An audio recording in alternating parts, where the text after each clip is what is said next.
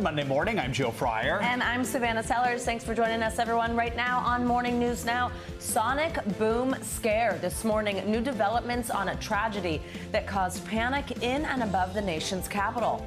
Fighter jets racing to intercept a small plane that veered off course and into restricted airspace before eventually crashing.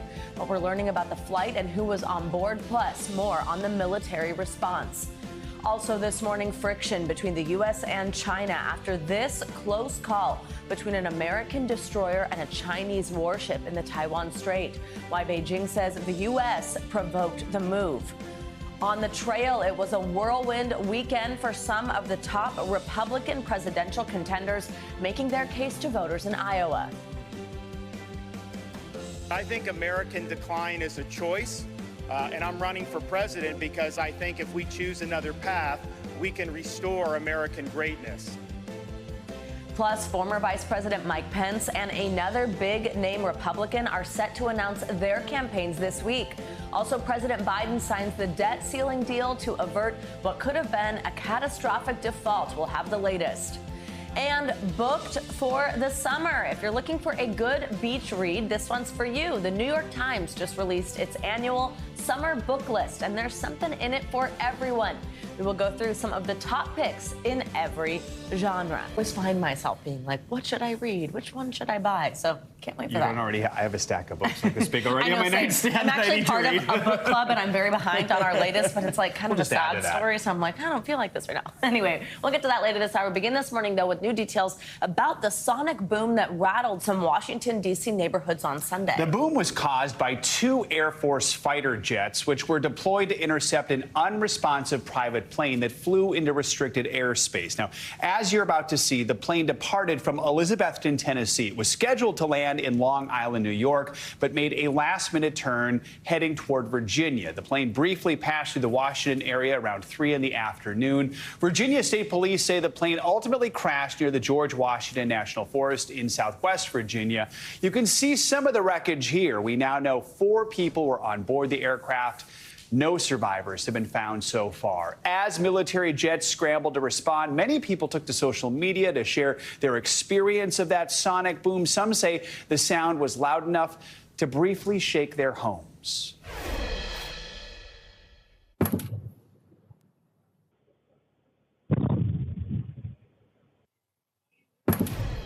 There you hear it. NBC News Pentagon correspondent Courtney Cubey joins us now with the latest. So, Courtney, let's talk about the pursuit of this plane. Do we know why the pilot was unresponsive? And why did those Air Force jets then ultimately choose not to try and strike the plane down?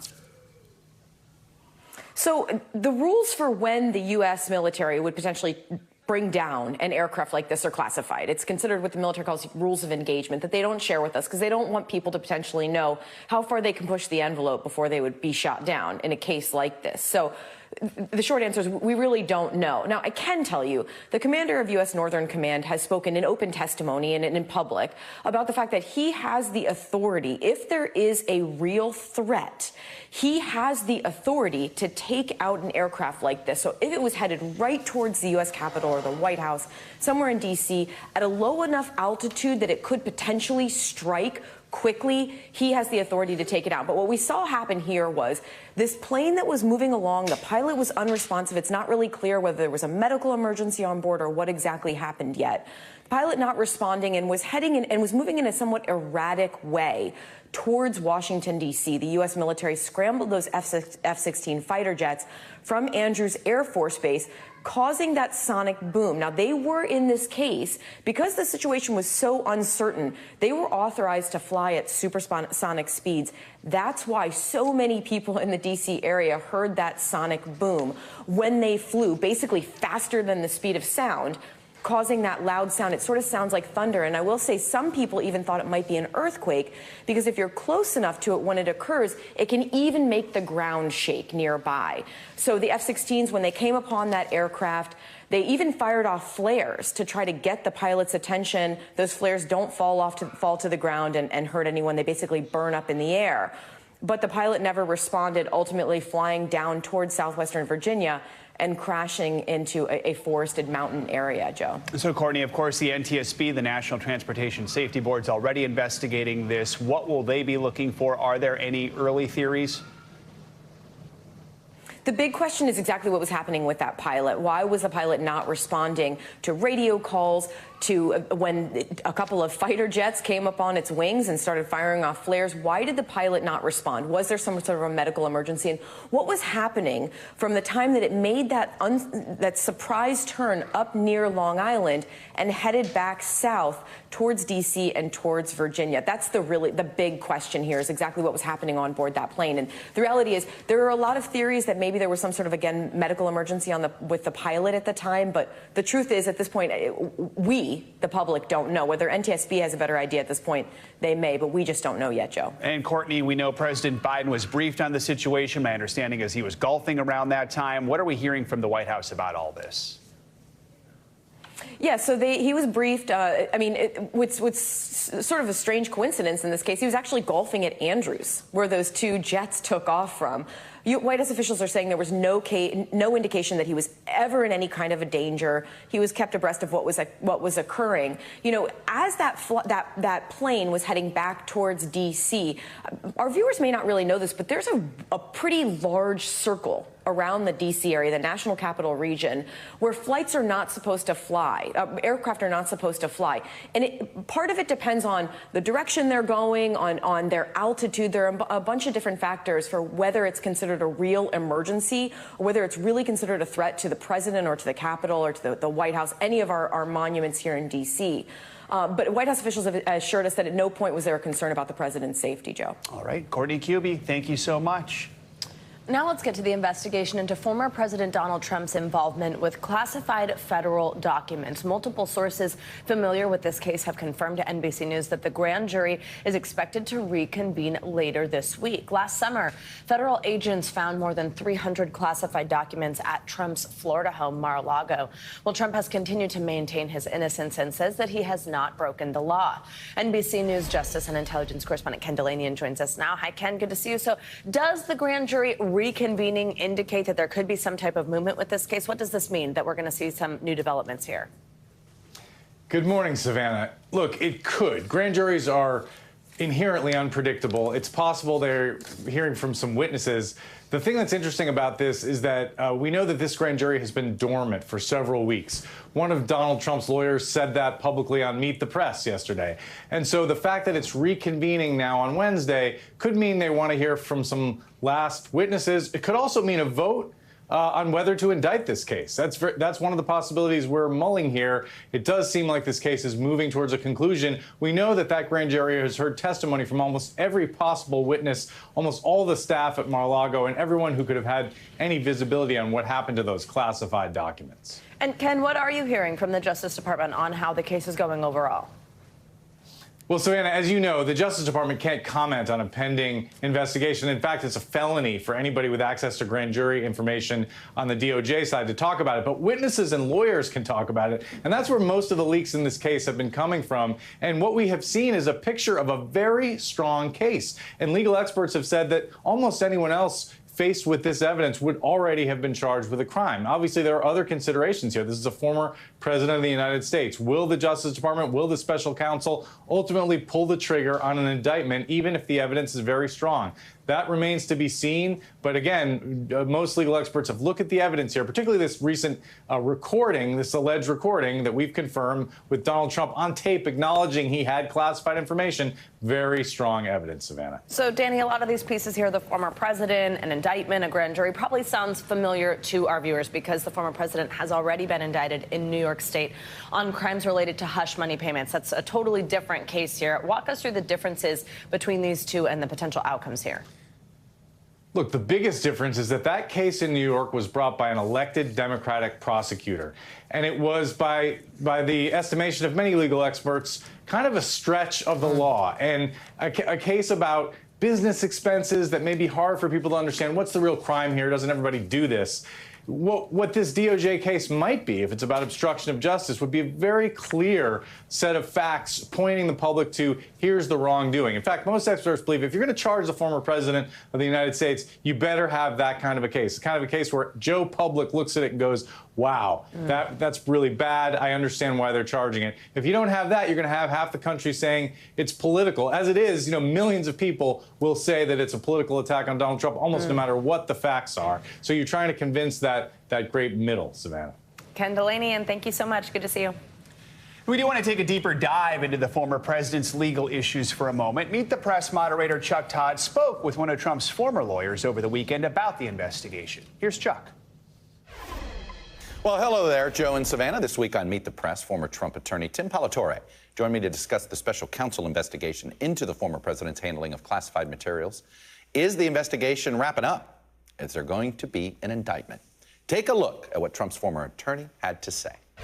When the grand jury went quiet several weeks back, you know, I kind of looked at it and said, okay, this indicates that either they're coming to a charging decision or maybe they are moving to the stage where investigation is complete and now Jack Smith's going to start writing up the report. Because ultimately, if there are no charges, he's still going to have to write up a report, just like we recently saw from the other special counsels. And so the lack of action, you know, certainly would indicate, you know, the transition. But now that he's convening, that, in your mind, is more likely to be a potential charging decision? Not necessarily. I mean, certainly, you know, it could be that they're continuing an investigation into other things. It could be that the reason for the break is that the last grand jury simply expired, and they had to convene a new one. I'm not sure specifically. I mean, I certainly haven't heard of anything, you know, new that would, you know, require new testimony. I can't imagine that there's anybody else in Mar-a-Lago to testify. You've dealt with the feds quite a bit. You've done this. You have experience. This is the reason why you were hired. Would you be surprised if the former president isn't charged with something here? No, not at all. Not at all. I think that this is a case where, you know, you have to evaluate every case based on, you know, what are the facts in the law, and is it something that's provable? But then there's also all of the other atmospherics of, is this something that, you know, from a discretion point of view, is this something where a prosecution makes sense? You can see my full interview with Palatore and a lot more at meetthepress.com. You can also get more Meet the Press right here on NBC News Now every single weekday at 4 p.m. All right, Chuck Todd, thank you. Now we want to bring in NBC News legal analyst Danny Savalas here to provide some legal perspective, of course, on all of this. What would we do without you, Danny? Good I'm no morning. Tim Parlatore, but you know what? I'm here. He's not. You've got to dance with the one that brung you, folks. All right, walk us through what we're seeing right now, why there was this gap and this reconvening, what it could mean. Yeah, Attorney Parlatore gave plenty of very reasonable explanations, and I tend to agree. The challenge with grand juries is they operate in such secret, and it could be something administrative. It could be something that we don't really even, we wouldn't even guess. It could be something very mundane that's causing these gaps between meetings. Or it could be something earth-shattering, like here they are getting back together to put together a report, which Parlatore's right. They have to write a report whether they vote yay or nay to prosecute Trump or really anybody else. So, I mean, while it's possible the walls are closing in, as they say, or any day now, which are a couple of phrases I put a moratorium on myself against saying, because I feel like we've been saying them for 3-4 years now. It could be that charges are forthcoming, but I caution that we shouldn't read too much into the timing, because the secrecy of grand juries means that somebody having to adjourn for, I don't know, a prepaid vacation, we start thinking, oh my gosh, there's some significance to this, when there may not be as much as we think. Our understanding is that there are really 2 points prosecutors and special counsel Jack Smith are focusing on. First, whether Trump wrongfully held on to these classified documents after he left the White House. The second is if he later obstructed the government's efforts to get them back.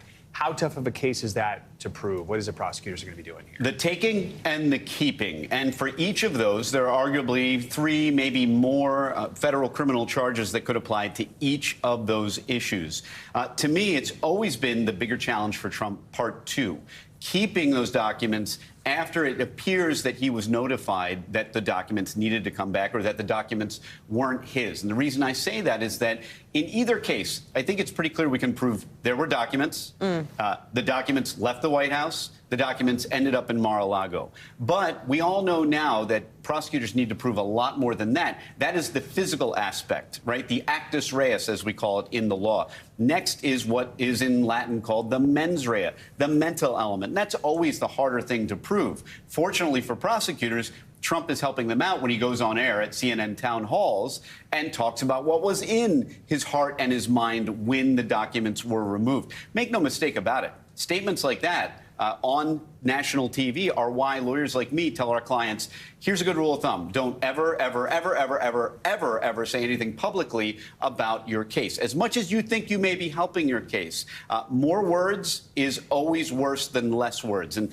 this is just a classic example. By going and talking about what he was thinking during these documents, trying to help himself, he may have given the prosecutors at least one of these charges on a silver platter. So, Danny, last week we had this news about these recordings of Trump talking about having these classified documents, wishing to have declassified them. Is that a slam dunk for the prosecution, just quickly? There are no slam dunks, and I don't think any federal prosecutor would say there is such a thing as a slam dunk. But was it very damaging? I think so, because you could glean from that recording, allegedly and reportedly, that Trump is aware that a document is not classified, that he knows that it's a document that has to be treated with caution, and that he may be showing that document to someone. That implicates no less than 3, in my mind, federal charges that prosecutors could be considering. All right, Danny Savalas, as always, we appreciate you. In the race for the White House, the field of Republican candidates running for president is expected to grow this week, with more officially announcing their campaigns. For more on that in the busy week ahead, let's bring in NBC News Chief White House Correspondent Kristen Welker. Kristen, good morning to you. So we got 2 more Republican presidential candidates set to formally announce: former Vice President Mike Pence, former New Jersey Governor Chris Christie. What can we expect from them in their campaigns as they try to break through a crowded field with a clear frontrunner?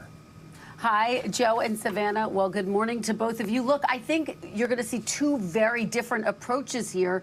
Former New Jersey Governor Chris Christie was, of course, one of former President Trump's staunchest supporters, but now he's really broken with the former president, and he's become one of his sharpest critics, quite frankly. And so I think you're going to really notice a difference in tone, because former Vice President Mike Pence is not as outspoken, not as critical. He walks a much finer line. For example, he has criticized the former president for his handling of January 6th, for example, but he hasn't taken the type of sharp attacks that we've seen from Chris Christie. So I think what we're going to start to see now is this field really divide into those who are taking sharp aim at the former president and those who are not. And what I'll be watching for is to see what happens when it comes time for the debates, which are going to get underway in August. That's going to be the big test and the big question. And Chris Christie is someone who is a veteran debater. He's someone who's very comfortable in that sphere. So it'll be interesting. So, Kristen, we're talking about this busy week ahead. Well, we had another busy one last week, all this wrangling over raising the debt ceiling. Congress did eventually get that job done. President signed it into law, but this was a tough process. What is the fallout from how much of a back and forth there was here been like? Well, look, I think the end result was you did get this bipartisan bill passed, this agreement to both raise the debt limit and also to essentially suspend or cut spending. So from that perspective, I do think that both sides are claiming victory, and they avoided a default, which was the goal here. Having said that, look, I don't think that they are out of the woods when it comes to dealing with these really thorny problems. And they're going to have to, of course, now hash out the specifics of where these cuts come in. That's going to be the big challenge. And those are going to be the big sticking points moving forward for lawmakers and for the president. And Kristen, we have some other breaking news from over the weekend. It was announced you will become the new moderator of Meet the Press in September. We want to play a quick snippet from yesterday's show. I have so much confidence in the person whom I'm going to pass the baton to. She's somebody who's been ready for this for a long time. Kristen Welker. I've had the privilege of working with her from essentially her first day here in Washington. And let me just say, she's the right person in the right moment. Ditto, ditto, ditto, ditto. Kristen, my friend, congratulations. Just how are you feeling, and what does this mean to you? Oh, my gosh, it's hard to put into words. And Chuck spoke so beautifully yesterday. Look, this is the honor of my life. There's no other way to say that. Meet the Press is one of the most important political broadcasts in history. And look, guys, I'm just feeling grateful, humbled, so humbled by all of those who built this amazing legacy. I'm thinking about Martha Roundtree, Tim Russert, the great Tim Russert, and of course, my mentor, Chuck Todd. I just feel so fortunate, so proud, and just so humbled that after a decade, he is passing the baton to me, and he leaves behind an incredible body of work. Big shoes to fill, but I'm ready to get to work and excited about it. Most definitely, and you can see how humble Kristen is there, and no doubt Chuck deserves so many accolades for what he's done. Kristen, you are the hardest worker in this business, and no one deserves this opportunity. Thank you. Absolutely. So much just resounding. Everybody's just so excited for you here at NBC, outside of NBC. Just so cool to see. Kristen, we love you. Means so much. Love you guys too. Thank you. Thank you. Well, tensions between the United States and China are high this morning following an incident on Saturday in the Taiwan Strait involving an American destroyer and a Chinese warship. The U.S. Navy released footage of what it says shows a Chinese vessel cutting across the path of the U.S. ship, which was transiting through the sensitive waters with a Canadian ship. The U.S. called the maneuver an unsafe interaction. Beijing blamed the U.S. for provoking the move, saying the move was justified. NBC News foreign correspondent Janice Mackey Frayer has the latest. Good morning. This is the second close call in a week, this time in the Taiwan Strait, where a Chinese warship narrowly missed hitting an American destroyer. It came within about 150 yards. The Defense Department released video of the encounter. It shows how the U.S. ship was forced to slow down to avoid a collision. Then the Chinese ship appears to circle back, and it passes again. This happened between Taiwan and mainland China, where the U.S. was holding a joint military exercise with a Canadian frigate. Now the accusations are flying, mainly because the U.S. Defense Secretary Lloyd Austin and China's Minister of National Defense Li Shangfu were at the same security summit in Singapore when all of this was happening. They accused each other's militaries of provocations. Li said that Washington was disturbing the peace in the region, even by transiting the Taiwan Strait. Secretary Austin, meanwhile, said that he was alarmed by what he called China's unsafe actions. This is coming at a time when it seems to be happening more often, because just last week, a Chinese jet flew across the nose of an American surveillance plane over the South China Sea. And earlier this year, we were on board a U.S. Navy aircraft when it was intercepted by a Chinese jet that flew off the wing for over an hour. Earlier today, I spoke with Drew Thompson. He's at the National University of Singapore. So it's not a norm. It's not an accepted norm. But as the PLA modernizes and as it expands, it's able to conduct more intercepts, so they become more normal. What's important is that they continue to be consistently professional. Here in Beijing, officials with China's Ministry of Foreign Affairs say that it's the U.S. that's stirring up troubles. When I asked if these close encounters were now the new norm, I was told that China's reactions are, quote, justified, lawful, and safe. One other point I do want to add on some strategic messaging around the Taiwan issue at that security summit in Singapore. Secretary Austin said that war with China would be devastating, while General Li said that war with the U.S. would be, quote, unbearable. Guys, back to you. All right, Janice, thank you. Now to the latest on the apartment building collapse in Davenport, Iowa. The body of one of the three men missing after the collapse has been found. 42-year-old Brandon Colvin Sr.'s body was recovered on Saturday. He is the first person confirmed to have died in the collapse. His discovery came a day after authorities announced that the search for survivors had been completed. Two other men remain unaccounted for. The apartment building partially collapsed back on May 28th, and documents released by the city of Davenport show that there were warnings issued for months that parts of the building were unstable. Time now for a look at your morning news now weather forecast. Today, we're so lucky to have Michelle Grossman with us. Hello, Michelle. Good morning. Hey there, guys. Great to see you. Always love seeing you. And on this Monday, we are watching a few spots that will see some showers, actually several spots. We're also watching a huge temperature difference across the country. So let's start with radar, because we're watching rain even early this morning in portions of the Intermountain West into the Southwest, the Southern Plains, also off to parts of New England, the extreme portions of the Northeast as well. Down to the South and the Southeast, we're going to see some showers as well. Could see some strong storms, too, in portions of the Carolinas, Tennessee, into Georgia. That's going to be later on this afternoon. But notice all this green that is likely on this map. That means that's going to be likelihood for rain in these spots. So anywhere from the Intermountain West down to the southern plains. The warmth continues in the Pacific Northwest. We're going to be really warm in the northern plains as well. 10 to 20 degrees above what is typical for this time of year. Difference in the Northeast. We're looking at New England 10 to 20 degrees below what is typical for this time of year. So it's a little cool, cloudy, and wet start there. It's all due to this coastal low that's sort of spinning off the coast here. We have a bit of a traffic jam in the atmosphere, so things aren't moving very quick, and that's why we're going to see this staying in place over the next several days. So plan on some wet weather if you're in New England for the next several days. That is today, that cool and cloudy start with scattered showers. Then tomorrow we could see a few gusty thunderstorms. That could bring the chance for some gusty winds, also some isolated small hail. Otherwise, we're going to see very scattered conditions. Wednesday, same story. It's still in place as that low kind of lingers over New England and just off the coast there. Showers and cool conditions continue. We're going to see temperatures well below normal. So not a whole lot of rain in some spots, but we're looking at some spots that could see some pockets of heavy rain where you see those brighter colors, the reds, the oranges, the yellows. That's where we're expecting the highest amounts of rain.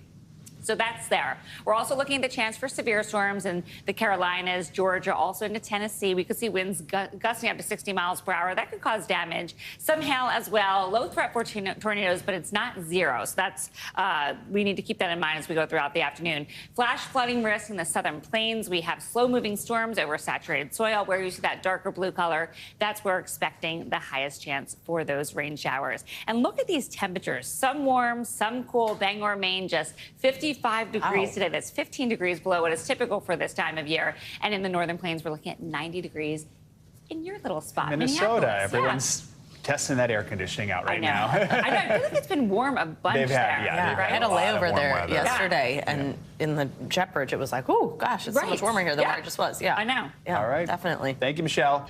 We're back with the latest developments in the war in Ukraine. This morning, Russia says it has thwarted a massive Ukrainian attack in the eastern Donetsk region and killed hundreds of Ukrainian troops. Well, Kyiv, which said over the weekend it was ready to launch this much talked about counteroffensive, has not commented, and NBC has not been able to verify any battlefield reports quite yet. NBC News foreign correspondent Molly Hunter joins us now from Kharkiv. Hi, Molly. Good morning. So let's start with these reports coming out of Russia's defense ministry. What exactly is Moscow saying happened in Donetsk? Savannah, Joe, good morning to both of you. And big picture, NBC News, as you just mentioned, Savannah, has not been able to independently confirm this. We've not only gone out to Ukrainian officials, we've gone to actually battalions that we know are down in Donetsk trying to get any information just about the movements. But this morning, the Russian Ministry of Defense announced that they had repelled a large offensive. They don't call it a counteroffensive. They said offensive in the direct translation in the southern part of the Donetsk region. They said it was unsuccessful. They claimed that hundreds of Ukrainian troops have died. Again, NBC News has not confirmed this, and neither have the Ukrainians, guys. So you mentioned counteroffensive. Is there any indication this attack Russia's talking about was the start of Ukraine's counteroffensive? I mean, what is Kyiv saying about its plans?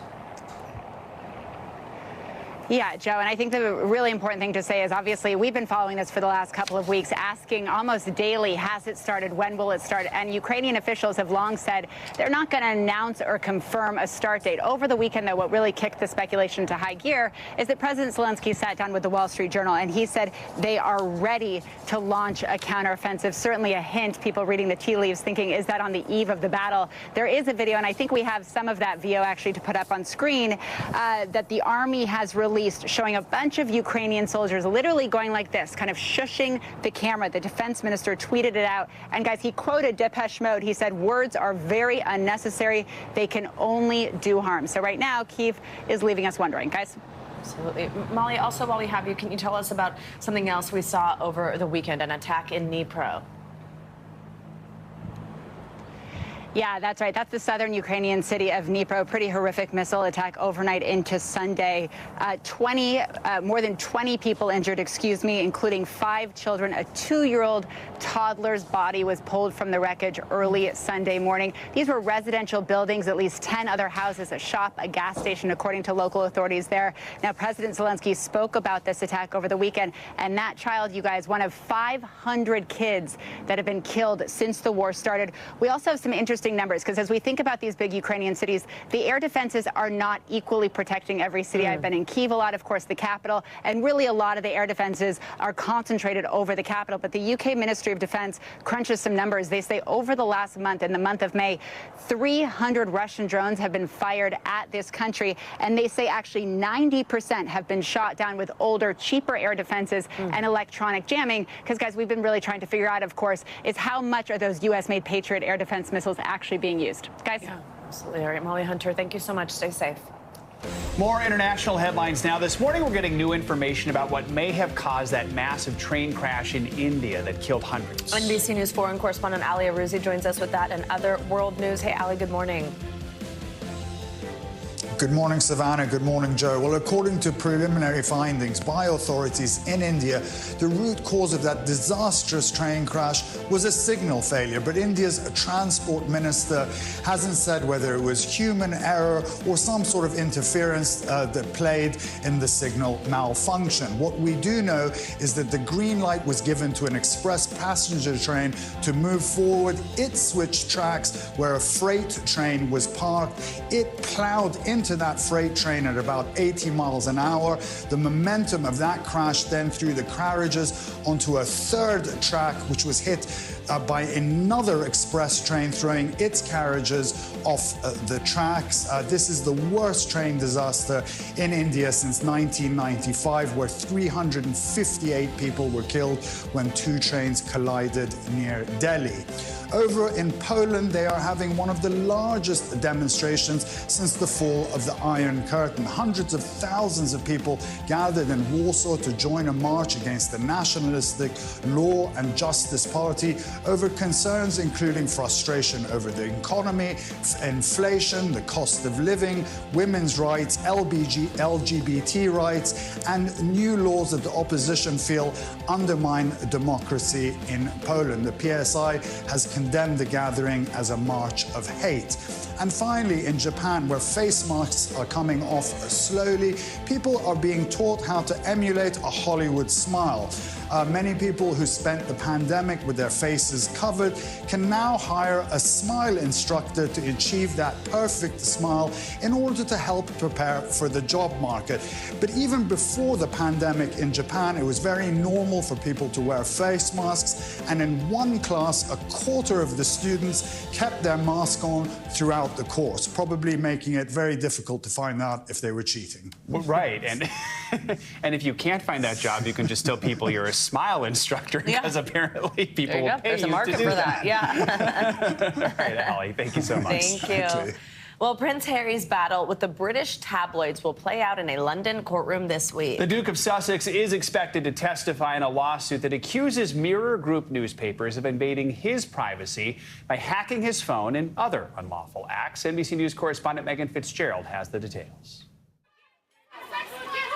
Anticipation mounting as Prince Harry prepares to testify in court early this week, the first senior royal to do so for more than 100 years. The prince is one of several celebrities suing Mirror Group newspapers, accusing them of unlawful information gathering between 1991 and 2011, including phone hacking allegations. The prince's lawsuit is one of several cases Harry and wife Meghan have brought against the tabloid press, who they say have repeatedly invaded their privacy. Through his lawyer, Harry alleges that press intrusion presented very real security concerns, caused huge distress and paranoia, put unnecessary stress and strain on his relationship with a former girlfriend. But royal experts warn a lot is on the line for Harry. Prince Harry is used to being interviewed. He's lived his life in the public eye, but being cross-examined is a completely different scenario. So for him, there's a lot at stake. There's his reputation, his credibility. The newspaper group has apologized and admitted its journalists obtained information illegally in the past, but denied claims in the lawsuit that suggest the practices were widespread and that senior executives were aware. A fight playing out in the public eye, but despite the risks, Prince Harry says he's focused on changing the media landscape. He's going to be eyeballing the editors and the journalists who he who he blames for the breakdown of relationships, who he blames for his mental health breakdowns, who he blames for hounding him and Meghan out of Britain. A big step in what Prince Harry hopes will establish an important precedent. Megan Fitzgerald, NBC News, London. Welcome back. So summer travel season is swinging into high gear, but there are growing concerns about how planes are evacuated in an emergency. So according to the FAA, it's supposed to take only 90 seconds to evacuate an entire plane.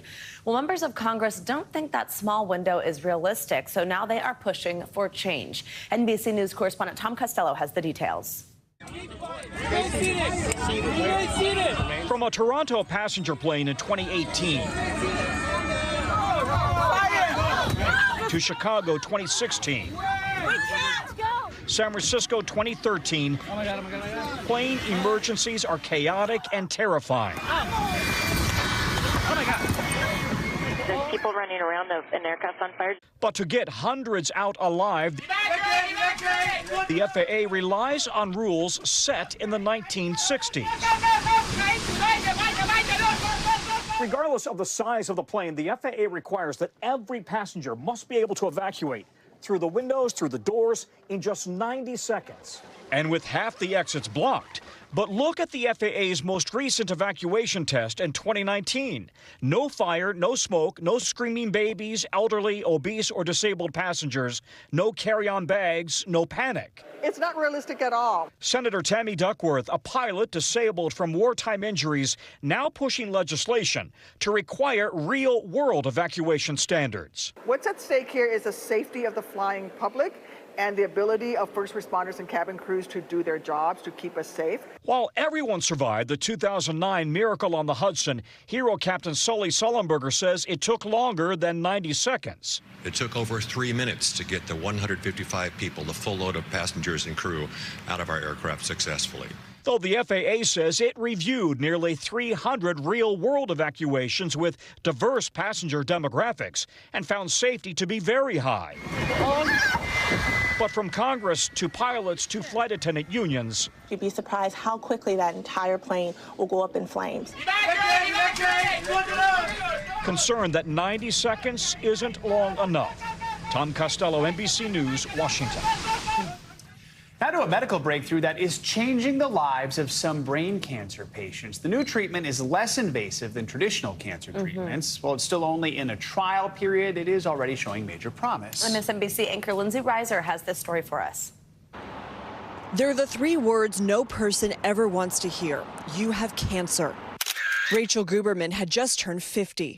I went through about a week to 2 weeks of literally in my bed sobbing, just praying that my kids would be old enough for me to see them graduate. She was diagnosed with oligodendroglioma. Gliomas are the most common form of brain cancer and tend to be slow-growing and incurable. Almost without fail, people see it as a death sentence. Treatment of lower-grade brain tumors usually involves surgery, but they can come back and spread, making chemotherapy and radiation therapy the only options. Those treatments typically cause significant cognitive decline. But now, hope. A new drug called vorasidenib in a phase 3 clinical trial has proven effective at preventing the growth of lower-grade brain tumors. I would call this a game changer. Dr. Ingo Mellinghoff says this is the first targeted therapy for this type of brain cancer, and nearly half of the patients in the trial still haven't needed chemotherapy and radiation years later. Did you just want to scream this from the rooftops? Like, we may have something here? Yes, they're in their 30s, 40s, early 50s. They're at the height of their professional and personal lives. Nearly 25,000 people are expected to be diagnosed with a malignant brain or spinal cord tumor in the U.S. this year, with nearly 19,000 deaths projected. The FDA is currently working on approving the treatment for everyone. Rachel learned about the trial a year after surgery and started taking the drug this year. Here we go. Yeah, so happy to be there. It's given her relief and a chance at a normal life. It doesn't take as much of my brain space anymore, which to me is the definition of hope. Lindsay Reiser, NBC News, Weehawken, New Jersey. We are back now with some financial headlines for you. Union protests are shaking up some of the biggest ports on the West Coast. CNBC's Silvana Henao joins us with that and other money news. Silvana, good morning. Joseph, Anna, good morning to you. That's right. So some of the nation's biggest ports are being disrupted by a dispute with union workers, all in a showdown over pay and safety issues. The largest terminal operator at the port of Long Beach in California has told truckers it will be closed today, and that's according to an email seen by CNBC. A contract with the Longshoremen's Union expired almost a year ago, and the head of the union argues members kept goods flowing through the pandemic, risking severe illness or even worse. West Coast ports are an important piece of the U.S. economy, handling everything from apparel and furniture to agricultural products and autos shipped from Asia. Twitter's new CEO, Linda Yaccarino, has persuaded another top executive at NBC Universal to join her at the social media platform. Joe Benarock telling Reuters he will begin at Twitter today in a role focusing on business operations. He oversaw communication strategy for advertising and partnerships at NBC Universal and reported directly to Yaccarino. Spider-Man swings to the top spot at the box office. ComScore says Sony's Spider-Man Across the Spider-Verse pulled in more than $120 million in its opening weekend. That marks the second biggest debut of the year, right behind the Super Mario Brothers movie, and the third biggest opening weekend for any film in the Spider-Man franchise, guys. People are going back to the theaters. There you go. Yeah. I know. It feels like we keep on hearing about these record box office. Awesome, Yes, Savannah. yes. Thank you. Well, the annual Fortune 500 list is out this morning, and it's revealing some interesting changes among some of the country's biggest companies. The list ranks the largest companies in the U.S. based on revenue, and while the top slot stayed the same as last year, there were some surprising moves this time around. So let's bring in Matt Heimer. He is the executive editor at Fortune. Matt, good morning. Morning. Let's get right to it. It's a big day for you, I know. Here's the list. Absolutely. Top spot is Walmart once again, the 11th straight year, followed by Amazon, which has been the second spot for 4 years. These are not surprising, but there were some changes too. Talk to us about those and what it took for all these companies we see here to land in the top 10. Yeah, absolutely. Now, these are the Fortune 500 are the biggest companies in the United States ranked by revenue. And to give a sense of how much money we're talking about, you know, Walmart and Amazon are each companies that bring in more than $500 billion a year in revenue. Amazon just passed that benchmark this year for the first time, but you get a sense of how big these numbers can be. Some of the big changes from Amazon and Walmart were number 2 and number 1 last year as well. But some things that really shook up the top 10 this year was the big rebound for the oil industry, oil and gas companies. They had really seen the revenue plunge during the pandemic, of course, because we all stopped traveling. But now we're seeing them soar back as people are on the roads again and people are flying again. So ExxonMobil got back in the top 5. They're number 3. Chevron had not been in the top 10, I think, since 2015, and now they're back at number 10. So that's a big change. And we've only shown there on the screen, Matt, the top 10, but actually out of the top 25, a sizable amount of them also are healthcare companies. Well, here's a list of those 8 companies there, ranked 5 all the way up to 25. What does this say about the state of the healthcare industry? It's one of the biggest drivers in the economy right now, and it really is going to be one of the big stories of the next decade. And 2 big things that are driving this. One is the aging of the American population. The number of people age 50 and over is, as a proportion of the population, is getting higher and higher. And consequently, you know, this is the demographic that needs more healthcare services, that needs, you know, better sort of maintenance and better general overview and supervision from doctors to kind of make sure they're having healthy and full lives. So it's no accident that we put on our domestic covers that we went with CVS's CEO, Karen Lynch.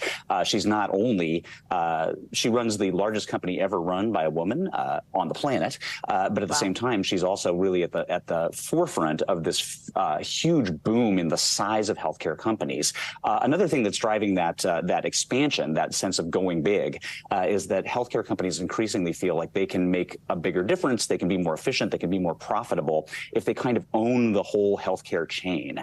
It's what they call vertical integration, where the same company is providing your insurance and providing your pharmaceutical benefits, and maybe they also employ your doctor. The whole idea is that way your care will be better coordinated. Ideally, you get better treatment, but then, of course, the company is also making money up and down the chain. So, and hence they wind up in the top 10. There you go. All right. Matt, thanks so much for talking more about the list. We appreciate it. Yeah, big day. Thank you very much.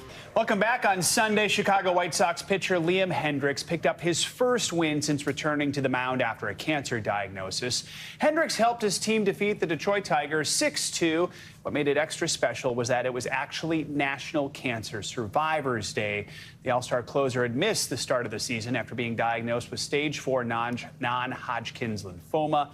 After the win, Hendricks said, "Hopefully I can continue moving forward," adding he wanted to give people some hope to continue fighting. Great to see. We saw him make that big debut last week, stood on the mound, kind of took it all in as the audience was cheering for him. Now he's got a W in the win column. Those cheers, I love that video. It was so cool. All right, finally this hour, whether you are gearing up to hit the beach or just hanging at home this summer, you're probably going to be on the hunt for a great book. Well, look no further because the New York Times has released its highly anticipated summer books list. Well, these lists include recommendations based on the genre that you like to read. So whether you're a fan of fantasy, maybe some romance, the list has you covered. Joining us now to discuss is New York Times book review editor Gilbert Cruz. Gilbert, thank you for joining us. Very timely. First week of June here. Time to get our summer reading in order. So tell us first just what goes into selecting books for each of these genres and what are some of your top picks? Sure thing. Good morning. So our summer reading issue is one we usually put out around this time, Memorial Day weekend, beginning of June. We collect a bunch of our biggest reviews and our columnists to mark the beginning of the season. There's so many books released every month. And we have a bunch of people who are experts in sort of weeding through all of those books and saying, these are the ones that we think you might want to take, as you say, to the beach or the lake or the pool or just at home. So we know that there's that category called beach reads. Sources tell me you don't have to be at a beach to read one, though it helps. So what makes a winner in this category? What are some of the books you're recommending in it this year? Sure thing. So the beach read, of course, is something that everyone likes to talk about. And we think it needs to be a breezy book or sort of like one that you could just dispose of. I like to think it could be anything. It could be a wonderful legal thriller. It could be a giant biography. That being said, some of the books I'm going to recommend are stereotypical beach reads. There's an author that I read every year called, her name is Elin Hildebrand. She is a summer staple. She's written almost 30 books, most of which are set on Nantucket Island, which is a place that I've only been to once in the fall when it was very cold. But these are set there in the summer. It's kind of a fancy island, and most of these books, are about women that have experienced a tragedy maybe and have gathered together to heal. I don't know why I like them so much, but I have to read one every summer, and I plan on reading this one this summer. She's a perennial bestseller, and she's quite popular. Okay, campaign to get Gilbert to Nantucket in the summer. You and me both.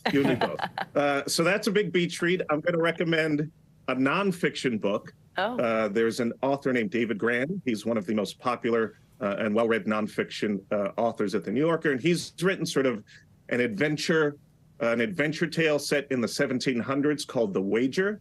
And this is about a British man of war that shipwrecks off the coast of Patagonia.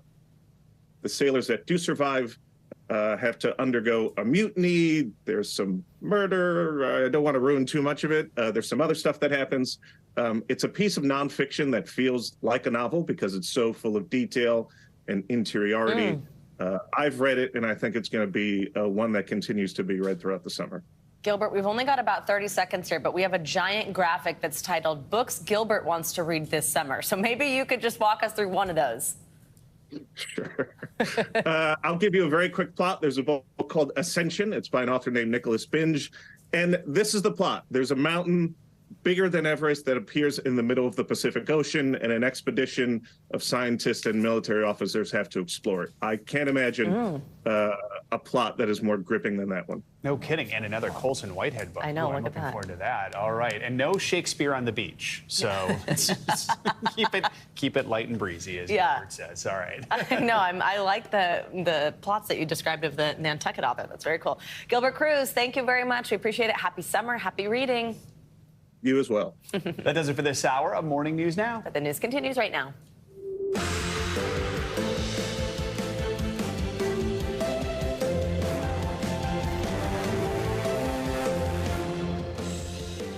Good morning, and thank you everyone at home for joining us on this Monday. I'm Savannah Sellers. I'm Joe Frayer. Right now on Morning News Now, boom and panic in the nation's capital.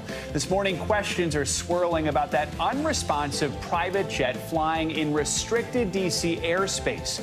The scare prompting a swift military response from two F-16 fighter jets, causing sonic booms that rattled the region. That plane then crashing in nearby Virginia. This morning, what we know about who was on board and the latest on the investigation into what went wrong. Tensions mounting in the South China Sea this morning. The Defense Department releasing this video saying it shows a Chinese warship cruising dangerously close to an American destroyer over the weekend. Just the latest close call between the U.S. and Chinese military. More on just how close that ship came to causing a disaster and the response from top U.S. officials as relations with China sink to new lows. Also this morning, viral deja vu, those nasty viruses and other bothersome bugs that hit many Americans this last winter could be making a summer comeback. From COVID to RSV to several others, we've got what you need to know to keep you and your family safe and healthy. And later this hour, we are flipping the script with an actor who is bringing a fresh sense of pride to one of TV's most watched shows. Talking about Chicago Fire. Looking forward to that conversation on this Pride Month. You're a big fan? I am not. I would like to be, but I just know people love all of those Chicago all the Chicago shows. I know. I believe there's 20 of them now. Yeah. All right. More on that in a little bit. We're going to begin this hour with that alarming situation in Washington, D.C., when two military jets were forced to pursue an unresponsive plane which was flying in restricted airspace Sunday afternoon. Officials now say there were 4 people on board the private jet, which ultimately crashed near a Virginia mountain range. Now, state police have suspended the search for wreckage, and no survivors were found. NBC News correspondent Tom Costello has the details. Yeah, the owner of this plane says he's lost his family. His daughter, his granddaughter, a nanny was killed, and also the pilot. This was a moment of high drama here in Washington, D.C. We heard sonic booms as those F-16s were scrambled. The president was notified as he was playing golf, as those fighter jets then tried to race and catch up with that runaway plane. Scrambled from Joint Base Andrews near Washington Sunday, 2 F-16 fighter jets racing to intercept a private Cessna Citation jet approaching restricted D.C. airspace. The Air Force pilots radioed the Cessna pilot but got no response. This is an armed air defense fighter transmitting on 121.5. You have been intercepted. On the ground, the sonic booms from the fighter jets rattled the greater D.C. area, shaking homes from Annapolis, Maryland to Northern Virginia. The thunderous sounds so loud, concerned residents called 911. But as the F-16s approached the runaway plane, they could see the pilot appeared unresponsive. The plane had taken off from Tennessee, headed to Long Island, New York, then did an unexplained 180, turning south again as air traffic controllers tried unsuccessfully to raise the pilot and told other planes to stay away. That's when the fighter jets were scrambled. If they were intercepting an aircraft that was doing 70 or 80% of the speed of sound and needed to intercept that aircraft quickly, the only way to do it would be to go ahead and go supersonic to increase the closure rate on the target aircraft. The Air Force pilots tried using flares to get the pilot's attention and continued following the Cessna as it flew over D.C., then into Virginia, where it apparently ran out of fuel and crashed. Our NBC station WRC captured these images of the crash scene west of Charlottesville. It was registered to a company in Melbourne, Florida. Owner John Rumpel tells NBC News his daughter, grandchild, a nanny, and pilot were on board. The episode similar to the 1999 private plane crash that killed golf legend Payne Stewart and 5 others. They became unresponsive after their plane lost oxygen pressure. In a similar situation, a pilot would have just seconds to act. You got to be on oxygen within 5 seconds or you'll begin to lose consciousness. To be clear, we don't know what caused this pilot to become incapacitated. Was it a medical issue? Was it a loss of cabin pressure? We can tell you that the NORAD says it did not shoot down this plane. The FAA and the NTSB are now investigating, and this could take some time. As you could see from those images, there was very little left of this plane in the forest there in Virginia. Back to you. All right, Tom Costello, thank you. Well, relations between the U.S. and China are on edge this morning. That is after a Chinese warship came very close to a U.S. destroyer in the South China Sea over the weekend, narrowly avoiding a collision. NBC News foreign correspondent Janice Mackey Frayer has the latest from Beijing.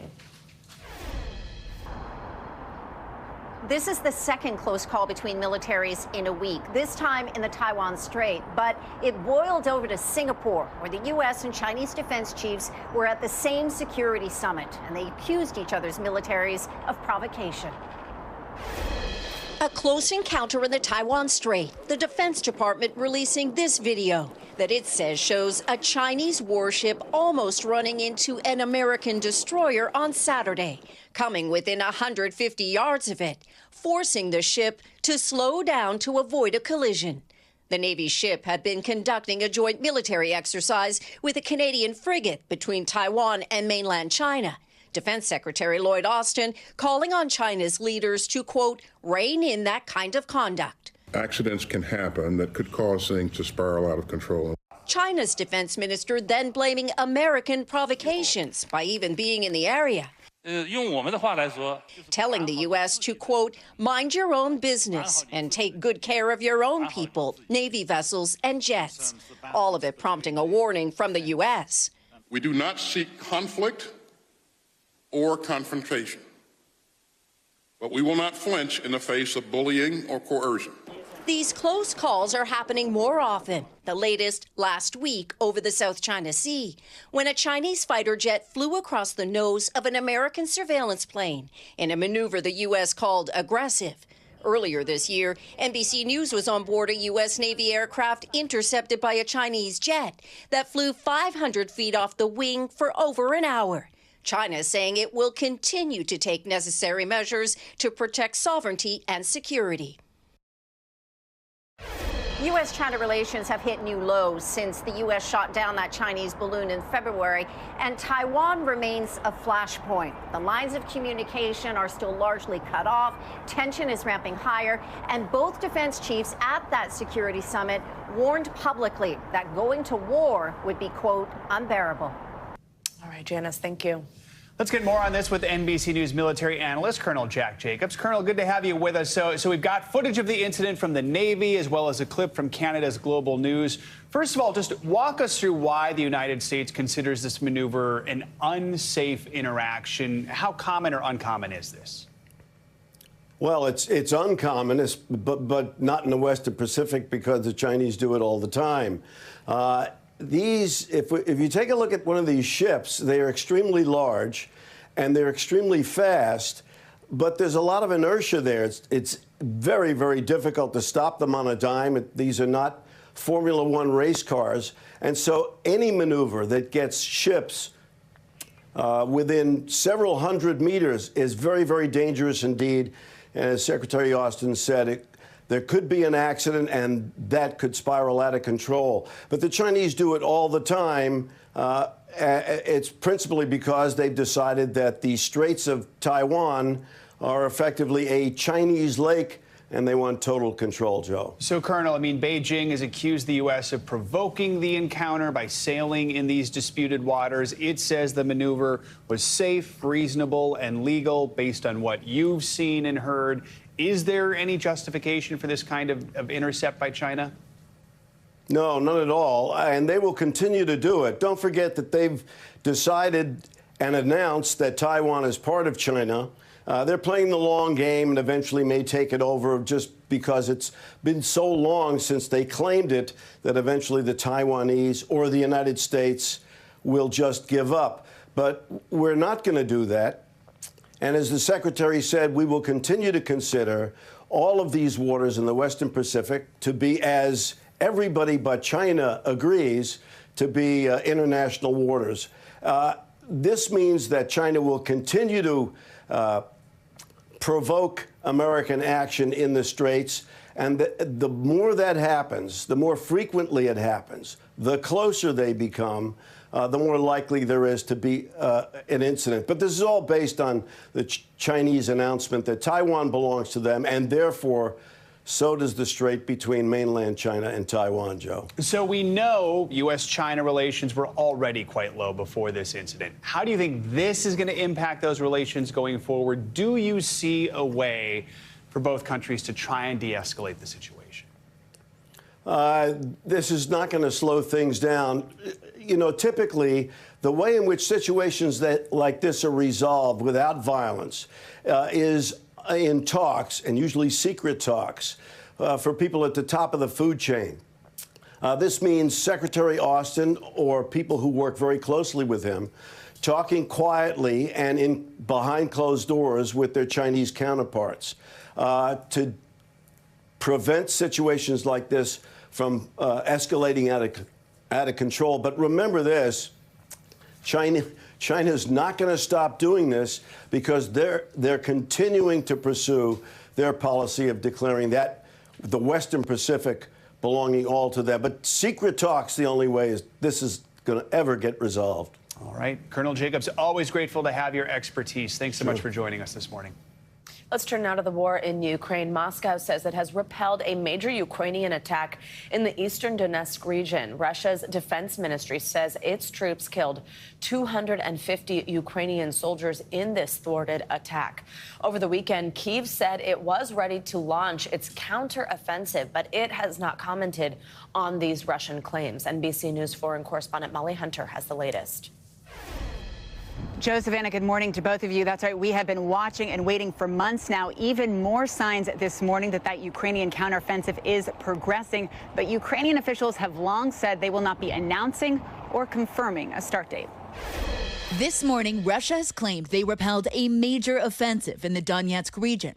For months, Ukraine's allies have been watching for Ukraine to launch a rumored spring counteroffensive to take back land now occupied by Russia. But Ukraine has continued to be vague about when that might happen. Overnight, Russia releasing this drone video the Russian Ministry of Defense says shows Russian troops thwarting a Ukrainian attack, destroying armored vehicles. But NBC News could not independently verify those reports, the strategic arm of the Ukrainian military cautioning over Russian unreliable information, saying Russian propagandists will spread false information about the counteroffensive, its directions, and the losses of the Ukrainian army. Over the weekend, the Ukrainian military releasing this video. The Minister of Defense quoting Depeche Mode. Words are very unnecessary. They can only do harm. But President Zelensky kicking the speculation into high gear, telling the Wall Street Journal Ukraine is ready to launch the counteroffensive. Я вважаю, що на сьогодні ми готові вже це робити. Ми хотіли би деякі речі дійсно просто мати, але ми не можемо чекати на це місяці. А ми дуже віримо в успіх. Я не знаю, скільки нам для цього знадобиться часу. Over the weekend, a devastating attack in the southern Ukrainian city of Dnipro. More than 20 injured, including 5 children, after a Russian missile slammed into residential buildings. As rescuers frantically searched, officials said the body of a 2-year-old girl was pulled from the rubble. Now, that little girl, one of 500 children who have been killed since the start of the war, according to President Zelensky. We do have some interesting new numbers, though, from the UK Defense Ministry. They say since the start of May, more than 300 Russian drones have been fired at Ukraine in an effort likely to force Ukraine to use those more expensive air defenses, like the U.S.-made Patriot air defense system. But the UK Defense Ministry says 90% of those drones have actually been shot down with older, cheaper air defenses and electronic jamming. Guys? All right, Molly, thank you. In the race for president this morning, 2 more big names are expected to join the long list of candidates running for the Republican nomination this week. And while the former president and frontrunner Donald Trump maintains a big lead in the polls, his legal headaches could also soon be getting bigger. NBC News Chief White House Correspondent Kristen Welker joins us with the latest. Kristen, good morning.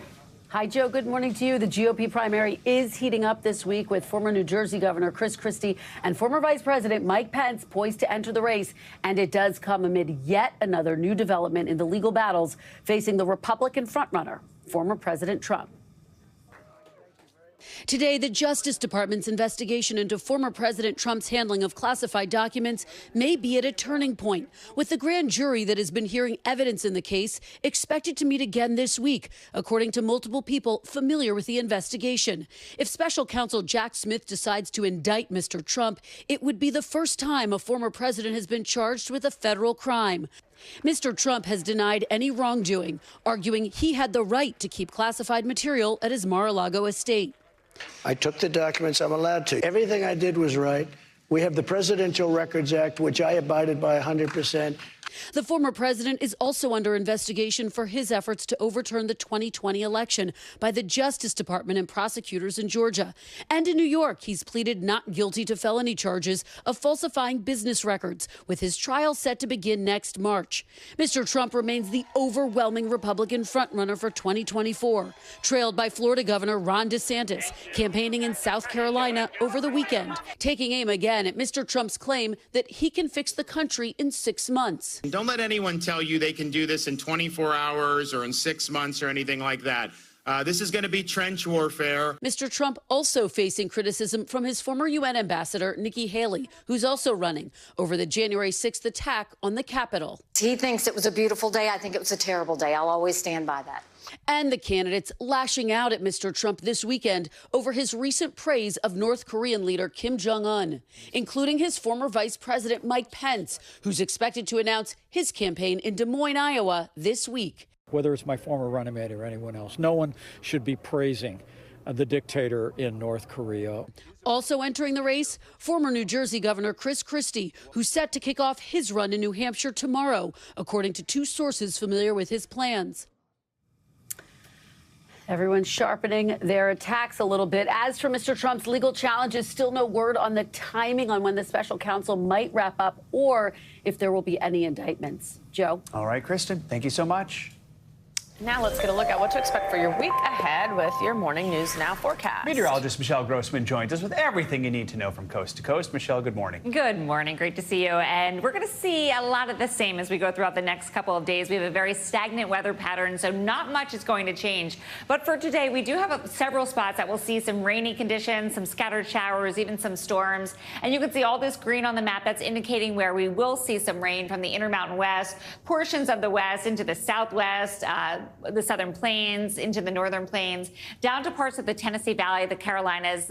Florida could see some showers, too. And we're also looking at the chance for some showers in parts of the extreme northeast and also New England. Then as we get towards Wednesday, still seeing some showers into the Rockies, also the Intermountain West, parts of the Texas Panhandle into New Mexico as well. We have some rain that is extending to portions of the northern plains, central plains, into the Mississippi Valley, Tennessee Valley as well. Showers still in New England, so prepare for that over the next couple of hours. Then as we near Friday, see it's much of the same. We're looking at still lots of green into the west, the Intermountain West, parts of the Rockies, parts of the southern plains as well. Still some showers in parts of New England as well. This is why we have an omega block. It's called that because it sort of looks like the Greek letter omega. And what happens is we have 2 areas of low pressure that sort of gets cut off from the jet stream. Jet stream is like your conveyor belt at the grocery store. It moves things along. So when it gets cut off, things get stuck. So we have sort of a traffic jam in the atmosphere. In the middle, we have high pressure. That's going to bring some really warm air. We're looking at temperatures 10, even 20 degrees above what is typical for this time of year.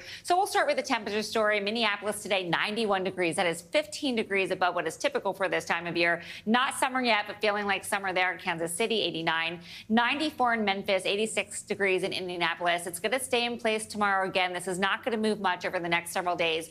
So Kansas City, 90 degrees, 9 degrees above what is typical for this time of year. And Little Rock, you're going to be warm too, into the low to mid 90s. We're going to look at seasonal highs in New York City, really nice temperatures over Wednesday, Thursday, Friday. Raleigh, we're looking at temperatures in the 80s, 70s by Thursday. Memphis, you are still warm. Temperatures well into the 90s. We're looking at Wednesday, 93, 89 on Thursday, and 88 degrees on Friday. So there's that closed low I was talking about, sort of just spinning off the coast over the next several days. And it's going to continue to bring those scattered showers Monday, Tuesday, Wednesday. And then as we go throughout tomorrow, we could see some scattered thunderstorms as well. So they could create gusty winds and also some isolated hail. Keep that in mind. Also some heavy downpours. A lot of these places we're going to see really heavy downpours. The southern plains, that is one of them where we could see some strong storms as we go throughout the afternoon. We're back now with news related to the disappearance of 18-year-old Natalie Holloway. That was nearly 2 decades ago. She disappeared back in 2005 while on vacation in Aruba. Now the man who is considered to be the prime suspect in her disappearance could be extradited to the U.S. NBC News correspondent Sam Brock joins us with the latest on this. Sam, good morning. Yeah, Joe, Savannah, good morning. Joran van der Sloot has been serving a 28-year sentence for murdering another woman in Peru, but so far has yet to face charges here in the United States for anything regarding Natalie Holloway until now, guys. We're talking about extortion and wire fraud. Now, Peruvian officials say he has already been transferred to another prison just outside of that nation's capital of Lima to then be turned over to Interpol and then American officials in the next few days. More than 18 years after the disappearance of Natalie Holloway, the prime suspect in the case, Joran van der Sloot, is one step closer to being in U.S. custody. Peruvian authorities confirm they've moved the 35-year-old from a maximum security prison in southern Peru to a prison in the country's capital, all to prepare for his extradition to the U.S. and a federal courtroom in Birmingham, Alabama, where he'll face charges of wire fraud and extortion that carry sentences up to 20 years each. Those charges date back to 2010, when van der Sloot was indicted by an Alabama grand jury for trying to extort $250,000 from Natalie's mother, Beth, promising details about how her daughter died and where to find her remains. The Holloway's attorney appearing on Today in 2010. About a week later, he indicated that it was all a hoax, which was sort of his MO along with everybody. Officials say he received $25,000 in an FBI sting operation, providing information he knew was false, then likely using that money to fly to Peru. Van der Sloot's lawyer, Maximo Altez, telling NBC News that his client denies the charges and claims he's being set up, saying his client is mentally challenged and addicted to gambling. Van der Sloot was seen leaving a nightclub with Holloway the night she vanished in Aruba in 2005. No one has ever been charged in Holloway's disappearance. Meantime, Van der Sloot has been in the Peruvian jail system for a separate crime, murdering a student. His lawyer says that van der Sloot agreed to be sent to the U.S. because he feels tired spending time in the worst prison in the world. Natalie's mother, Beth Holloway, opening up to Savannah back in 2015. Until Joran faces the extortion charges in the U.S., then justice is not being served for Natalie. Now she says he'll soon have to answer for his crimes, writing in a statement, "We are finally getting justice for Natalie." Now, a decades-old agreement between the United States and Peru allows for van der Sloot to be temporarily extradited to the United States, guys, to face those extortion and wire fraud charges. But once the trial is over, he's got to go back to Peru. His attorney tells us that will likely be 1 year in the United States, maybe 2. And then he goes back for the rest of that murder sentence. Joe and Savannah, back to you. All right, Sam, thank you so much. Thank you. Well, we have new details in the case against the man accused of killing 4 Idaho University students last year. Investigators obtained warrants to search the internet activity of Brian Kohberger and the social media accounts of the victims. Prosecutors say they are hoping it will help shed light on his activity leading up to the night of the attack and any possible connection he had with the victims. The judge has entered a not guilty plea on behalf of Kohberger after he elected to not enter any plea. Meanwhile, the families have been left to deal with the unimaginable grief of losing their loved ones. Stacey Chapin, mother of Ethan Chapin, handled that pain by writing a book about her son. It is called The Boy Who Wore Blue. She joined the Today Show to discuss his memory and how she's recovering. The only thing I can explain to people how the book came about is I think it's like a country artist who goes through a breakup and writes their greatest hit. It literally just came to me in the middle of the night. It's Ethan's song. It's everything. Yeah, it's the best I can do for him. I love The Boy Who Wore Blue. You had triplets, and you learn in the book that when they were little, they used to each wear a color. They did. And that's how you told them apart when they were babies. And he was the one who wore blue. He was the blue. He was a very special young man. Everybody says it. Tell me about him. Yeah. He was that way from the very beginning, to be honest. He was born happy.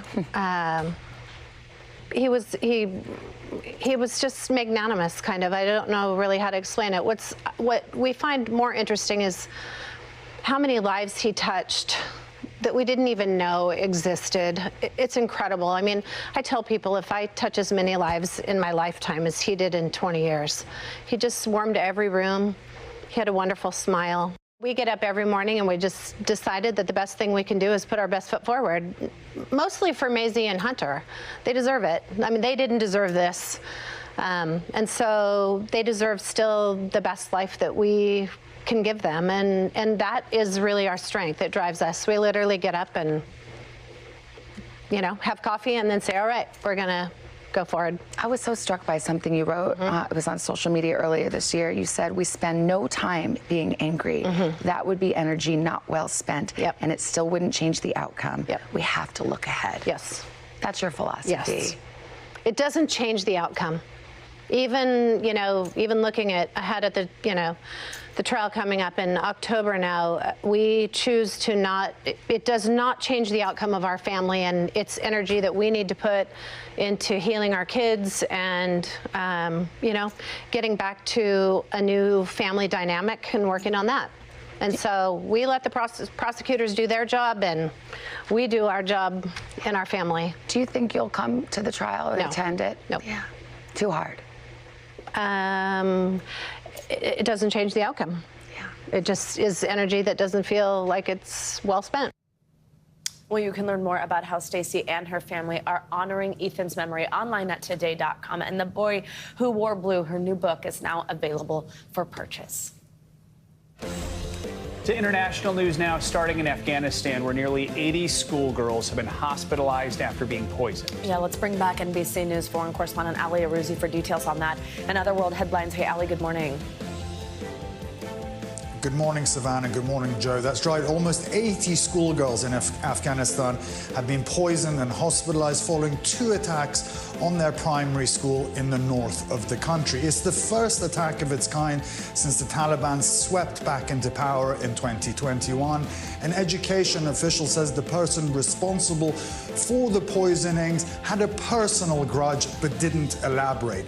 Neighboring Iran has also been rocked by a wave of poisonings affecting thousands of schoolgirls since the end of last year.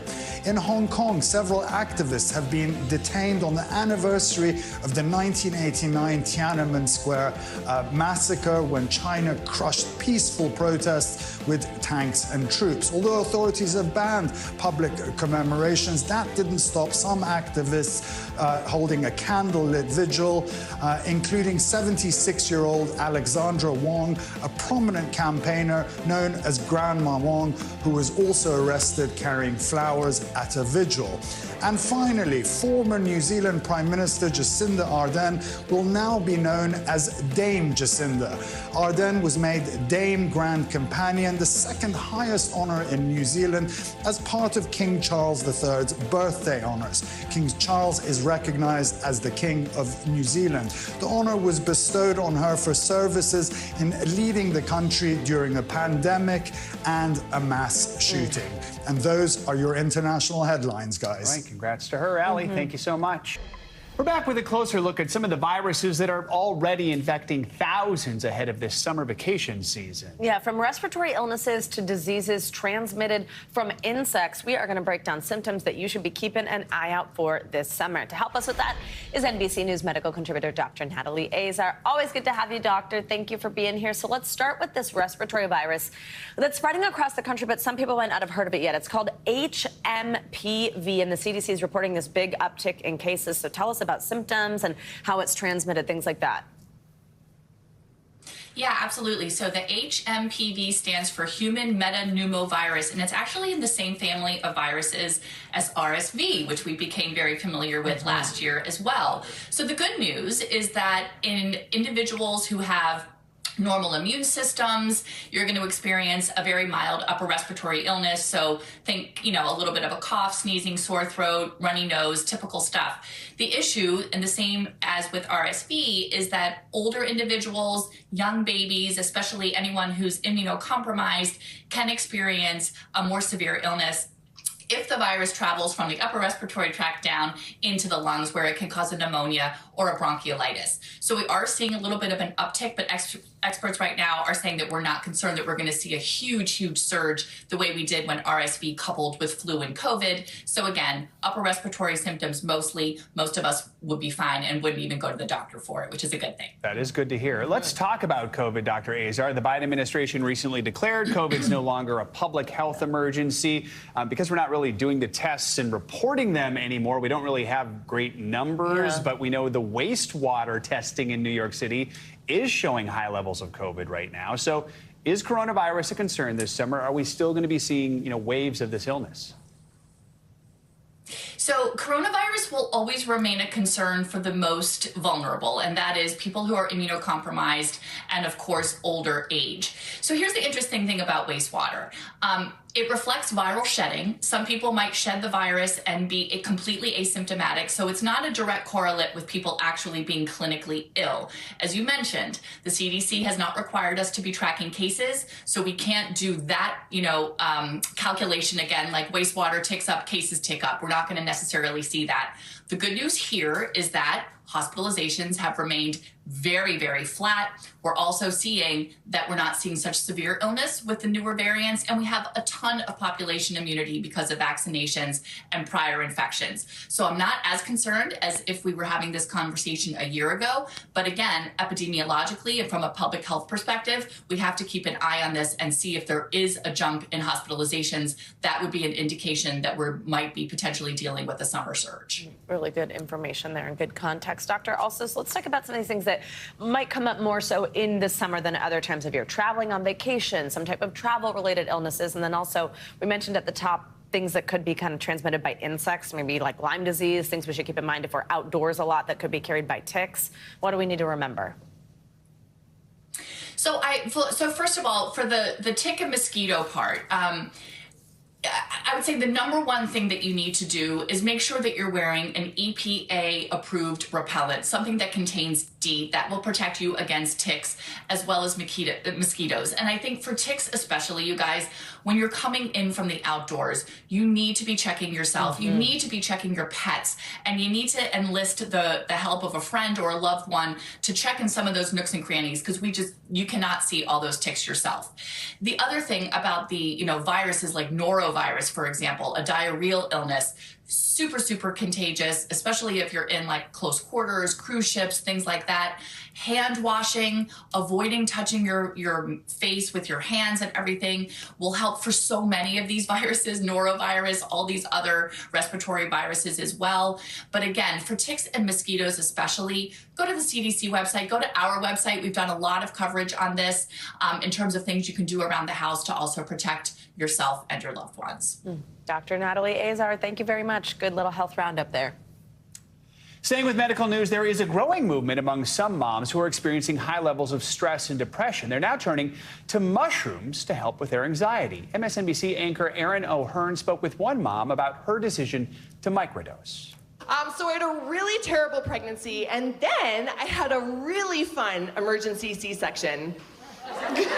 Before COVID, Tracy T used comedy to connect to other moms. For about 10 years, she and a friend put on a show called Pump and Dump, a live performance that brought levity to all the heavy stuff moms deal with.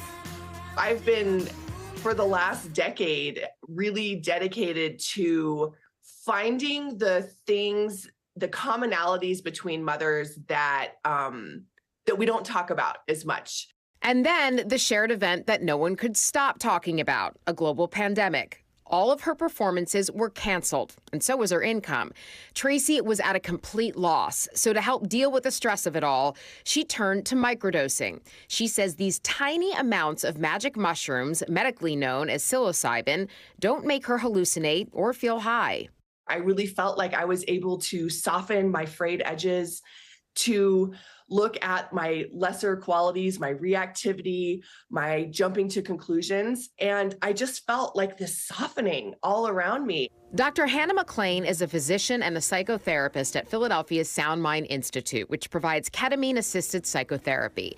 She says she supports responsible microdosing, which is defined by Harvard Medical School as approximately 1/5 to 1/20th of a recreational dose, or about 0.3 grams. I remember as a kid hearing about psychedelics and being warned you never take them because it makes you crazy and you jump off buildings and you think you can fly. Well, so I think a lot of us are like of the DARE generation, in which they just said you take drugs, you're going to die. And psychedelics can give someone the tools to look at their life in different angles almost. I kind of came out of the shroom closet and started to tell other women that I was doing this and that it was just, I was feeling better. I was feeling like the best version of myself. And what I believe to be true is that this medicine should be taken in community. So Tracy founded Moms on Mushrooms, or MOM for short. She designed the 3-month-long course after working with a licensed therapist and other trusted medical professionals. The women in her group take part in honest, vulnerable conversations about life. Tracy warns this is by no means a magic pill, though. Reflection and self-understanding are just as important. And if you're not willing to do that work and kind of get in there and get that stuff out, then it's not going to work. Now, a number of states in the U.S. are starting to decriminalize psilocybin as microdosing becomes more popular. Many people would prefer a natural substance over a synthetic one. But I would say if they're pairing it with psychotherapy or pairing it with community and talking about what's going on with you, I think you are adding something. Our thanks to Aaron O'Hearn for that reporting. We should mention Dr. McLean says there are some anecdotal reports indicating that long-term microdosing could potentially be harmful to your heart health. We're back with a new sign of the devastating impact of climate change. Yet another major insurer is now pulling back from California. Allstate says it's not taking any new applications for property insurance in the Golden State. That means buying a new home there is about to get harder, and it could spell trouble for other states, too. NBC News correspondent Marissa Parra takes a closer look. The state that's seen some of the country's most extreme weather is taking another hit now that Allstate Are you in good hands? is leaving new California home buyers in other hands, pausing new home and property insurance in the state altogether. The company citing wildfires, higher costs for repairing homes, and higher reinsurance premiums for the decision they made quietly last year.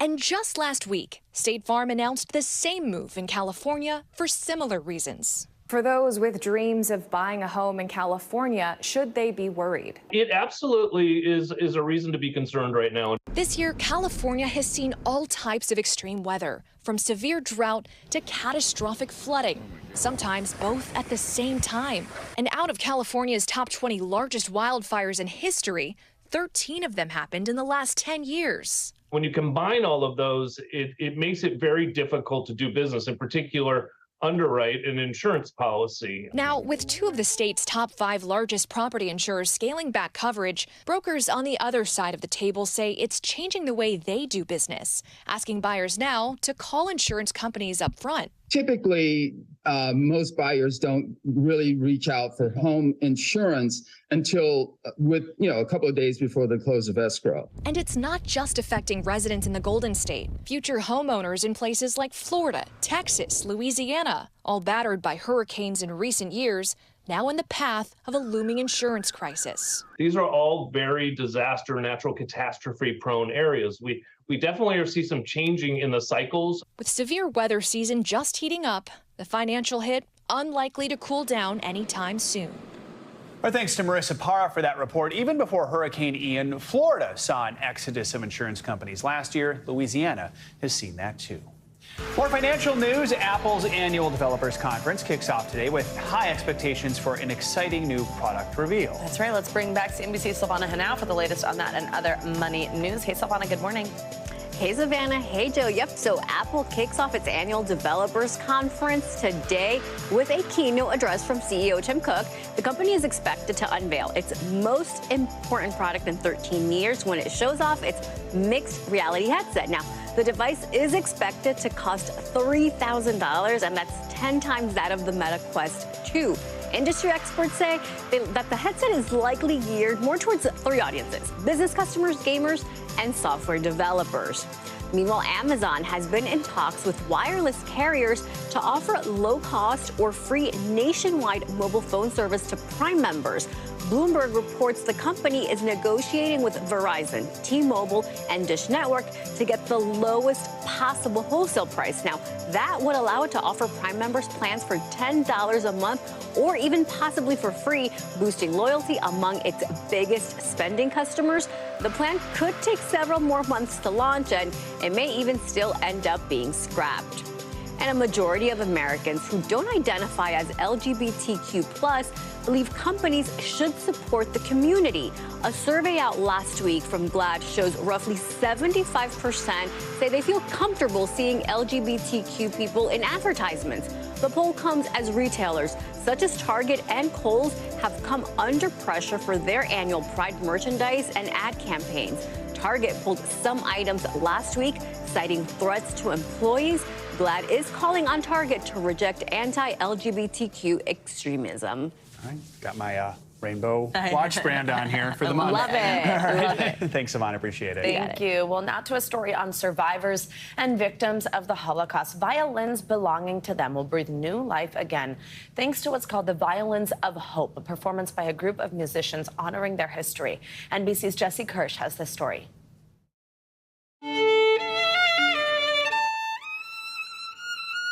No matter what we take from this melody, with every note from these strings, we hear the music of survival. Rita Ganenskaya and Avshalom Weinstein are living proof. Before this moment, they'd never met. At 95, Rita is roughly 50 years Avshalom's senior. But in April, just outside Chicago, in a way, they reunited. Rita, a Holocaust survivor, remembers fleeing a Polish ghetto by tunnel to escape the Nazis during World War II. We were digging with spoons, sometimes with sticks, with whatever we could have. Along with her mother and sisters, Rita then hid in a forest in Belarus with resistance fighters who helped save roughly 1,200 Jews. The group was led by a set of brothers, including a man named Asoil Bielski. Avshalom tells us Asoil Bielski was his grandfather, one he never met. Rita lost more than 100 family members in the ghetto, in the camp, but herself, her two sisters, and her mom survived the camp. It's all because of Bielski. The remarkable meeting between Rita and Avshalom made possible by Violins of Hope.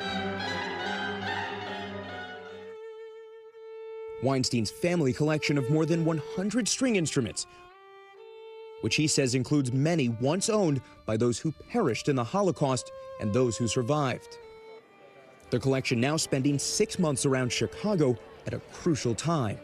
Record levels of anti-Semitism, rising hate, and it's really what we would consider hands-on experiential education. It's about the human story. We're told this violin and its owner survived 2 concentration camps. There is hope, and there is a lot of loss, and there's a lot of history, and there's a lot of beauty at the same time. The Violins of Hope project says a man threw this violin from a cattle car, pleading to passersby, "Take my violin so it may live." We don't know what happened to that man, but his violin's still here. The violin is still here, yeah. Door by door, even without him, from generation to generation. Other instruments are dedicated to Holocaust victims. Is this project your way of honoring your grandfather?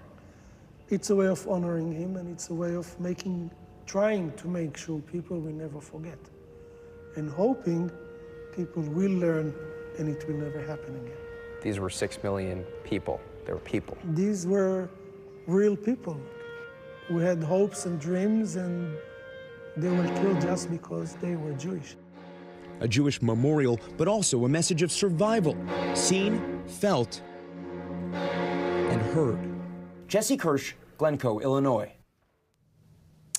We are back with our series, Flipping the Script, featuring people on screen, on stage, and behind the scenes who are shining a spotlight on diversity. Enter actor Daniel Kyiv. You may recognize him from the hit NBC series Chicago Fire. In the show, Kyiv plays Ritter, a rookie firefighter who is openly gay. Kyiv grew up in Chicago, got his start as a stage actor who reimagined roles before making the transition to the small screen, and we are lucky to have Daniel here with us live. Thanks so much for joining us. Happy Pride. Hey. For those who haven't seen the show, talk about your character Ritter. What should we know about Ritter? So Ritter is a passionate first responder, firefighter, not afraid to, head straight to the danger and save lives. And he just also happens to be an openly gay black man. I like the way you say that. Just happens to be. That's important, right? Yeah, I think it's a huge part of just, having the language of acceptance around just who people are, just happens to be that. I understand you work with the writers when it comes to crafting Ritter. Talk a little bit about that process and why that's important. And does some of you end up in a little bit of the character Ritter? I think so. I mean, I like to think there's a little bit of a Venn diagram between myself and my character. And they're just a list of qualities where we just kind of meet in the middle.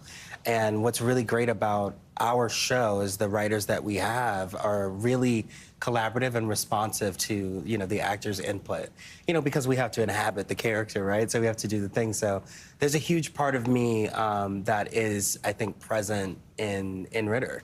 We talked about this, sort of touched on this a moment ago, but it's sort of seen that when Ritter did come out, it was sort of seen as a little bit of a non-event. Like, people were sort of like, yeah, okay. I mean, I was interviewing actually some college athletes who are LGBTQ just a few days ago, and they all say when they came out to their teammates, there's a lot of like, yeah, okay. So anyway, moving along. I mean, that's important, I guess, in some ways, right? I think it's massively affirming for anyone who just grows up in that space, in the space of queerness and identity and trying to figure out who they are. It's always such a really powerful and amazing moment when someone can just say, okay, and then keep it moving, which is what happens in that scene between David Eigenberg and I, who plays my lieutenant on the show, Herman. I know you've experienced a lot of positive response. Still, I know sometimes you'll look at social media and you'll see some things that maybe aren't so positive. I look at this. You're from the theater world, and a theater audience is going to be much more accepting, it would seem, of LGBTQ community. Sure. A show like Chicago Fire, you've got the whole spectrum. You've got folks who are more liberal, more conservative, more moderate watching. What kind of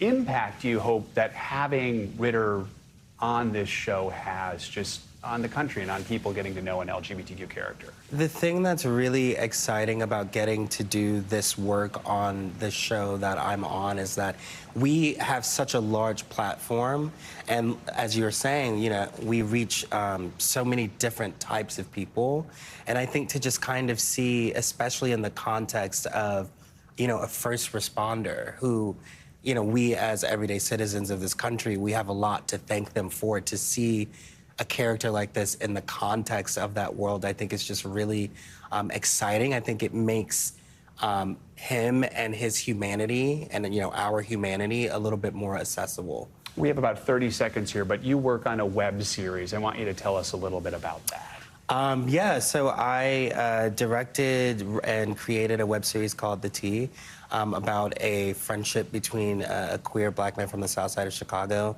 and a white trans woman from the northern side of Chicago, and just how they come together and support one another in their identities. It's a passion project for you, isn't it? I love to do it, yeah. All right. Daniel Kyiv, thank you so much for taking some time to speak with us. And we also want to add one more thing, because Daniel's firefighting gear is on display right now at the Paley Center in New York City. It's part of their Pride exhibit, which celebrates the 25th anniversary of Will and Grace, along with other shows that continue to push groundbreaking representation of the LGBTQ+ community. So make sure to check that out if you're in New York. I know you're excited to be here to see that. Daniel, thanks so much again. We appreciate it. That's going to do it for this hour of Morning News Now. Awesome interview to end the hour. Well, the news continues right now.